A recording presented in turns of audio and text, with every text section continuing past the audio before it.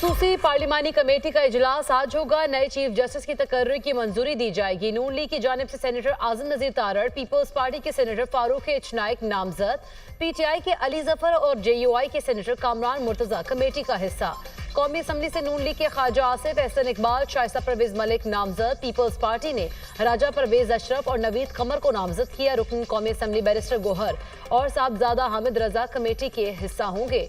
MQM की जानिब से राना अंसार को नामजद किया गया है। कमेटी जजेस के पैनल में से चीफ जस्टिस पाकिस्तान का इंतखाब अमल में लाएगा। तहरीक इंसाफ का खुसूसी पार्लिमानी कमेटी के इजलास से अलग रहने का फैसला। 26वीं आईनी तरमीम पर पार्टी पॉलिसी के खिलाफ वोट देने वाले अरकान के खिलाफ सख्त कार्रवाई अमल में लाने की मंजूरी। पीटीआई की सियासी कमेटी के इजलास का अलामिया जारी। 26वीं आईनी तरमीम सुप्रीम कोर्ट में चैलेंज। सुप्रीम कोर्ट से 26वीं आईनी तरमीम कलअदम करार देने की इस्तदा। मोहम्मद अंस नामी की इंसान की जानिब से दायर दरख्वास्त में विफाक को फरीक बनाया गया है। पार्लियामेंट को अदालती उमूर में तजावुज करने का इख्तियार नहीं। तरमीम आइन के बुनियादी ढांचे और इदारों के दरमियान इख्तियारात की तकसीम के खिलाफ है। चीफ जस्टिस की तैनाती हुकूमत वक्त के पास चली गई। दरख्वास्त गुजार। चीफ जस्टिस काजी फाइज ईसा चैम्बर वर्क पर चले गए। जस्टिस मंसूर अली शाह का बेंच कमरा अदालत नंबर 1 में मुंतकिल। Chief justice supreme court chamber work के दौरान फैसले लिखेंगे। काजी फाइज ईसा 25 अक्टूबर बरोज जुमा को रिटायर्ड होंगे। सुप्रीम कोर्ट में G10-2 अपार्टमेंट अलॉटमेंट केस की समाअत। हमारी दुआ है आप इसी तरह बेंच एक ही में रहे।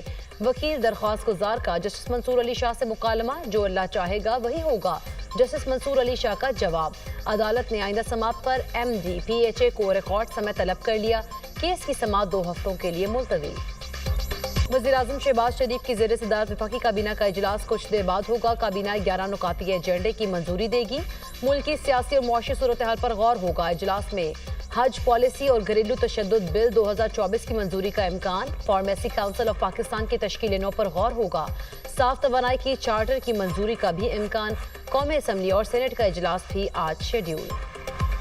आईनी तरमीम से अदलिया में सियासी मुदाखलत का रास्ता हमवार हुआ है। सेनेट में खैबर पख्तूनख्वा की नुमाइंदगी के बगैर गैर आईनी तरमीम पास की गई। एक बड़े सूबे की नुमाइंदगी के बगैर तरमीम सबसे बड़ा सवालिया निशान है। नामुकम्मल पार्लियामान से तरमीम करना एक ऐसा अजूबा है जो किसी को समझ नहीं आ रहा। KP हुकूमत 26वीं आईनी तरमीम के बारे में कानूनी चाराजोई करेगी।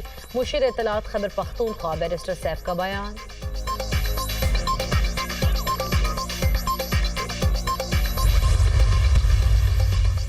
हुकूमत अपनी मर्जी के जजेस नहीं लगा रही। जजेस की तैनाती के लिए पूरा मैकेनिज्म बनाया गया है। जजेस फैसले आईन और कानून के मुताबिक करेंगे। जजेस को सियासत में मुलव्विस नहीं करना चाहते। तहरीक इंसाफ ने जजेस को सियासत में मुलव्विस करने की कोशिश की। अगर मौलाना माइंड चेंज करते तो हमारे पास 8 से 10 अरकान मौजूद थे।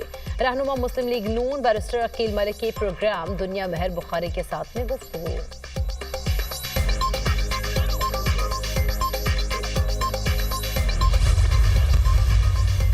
वज़ीर-ए-आज़म की लबनान और गाजा के लिए इमदादी सामान की 2 हवाई जहाज फौरी भेजने की हिदायत। वज़ीर-ए-आज़म की ज़ेर सदारत इजलास। गाजा के लिए इमदादी सामान की तरसील की रफ्तार तेज करने के अहकामात। वज़ीर-ए-आज़म शहबाज शरीफ ने कहा इस बात को यकीनी बनाया जाए कि इमदाद मुस्तहिक अफराद तक पहुँचे।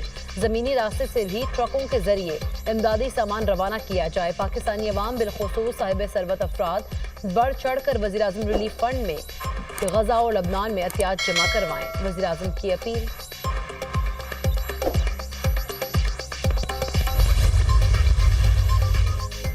मुस्लिम लीग नून के कायद नवाज शरीफ और वज़ीर आला पंजाब मरीम नवाज का दौरा बरतानिया का शेड्यूल जारी। नवाज शरीफ जुमा के रोज दुबई रवाना होंगे। दुबई में 1 रोज क़याम के बाद लंदन के लिए रवाना होंगे।